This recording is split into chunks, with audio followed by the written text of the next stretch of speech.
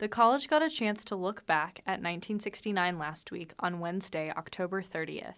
The fashion, art history, and culinary departments all joined forces to create a special event inspired by the college's founding year. Joy Rhodes, professor of fashion and merchandising, shared more about what the event was for. We applied for a grant from the NEH, the National Endowment for the Humanities, for a preservation grant for the collection.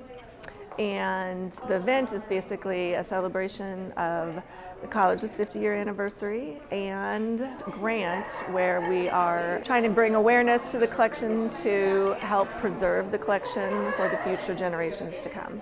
Joy also shared that what was on display during the event was only a small part of the collection. We have pieces dating back to the late 1800s, all the way, and 1990 is about as vintage as we get.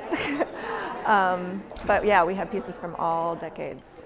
We were also able to check out the collection itself with Britt Benjamin, an associate professor of fashion and merchandising. She shared some of the history and goals to preserve the collection. We inherited it from Fashion Group International, so that came about.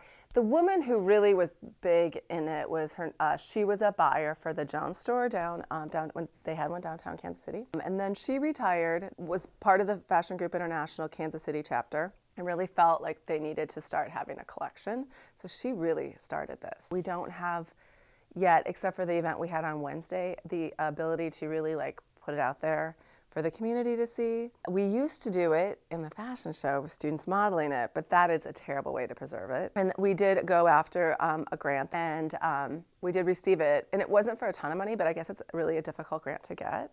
So we were pretty happy on the first try we got it. And we had a woman who had done preservation for University of Missouri for their collection. And so she came and spent about 3 days with us going through. We actually just went through kind of piece by piece, and she would explain how to store it, how to maintain it. That's really what that grant was about. And then we went to administration on Wednesday afternoon with her to try to explain what we need to do to preserve this collection. Of course, it's funding. So we will go for some more grants and try to get some funding, and it's manpower. Nobody really has a job to oversee this collection. It's just sort of been something we've done because we just want to do it so badly. If you'd like to find out more about fashion and merchandising, you can visit their page on the JCCC website.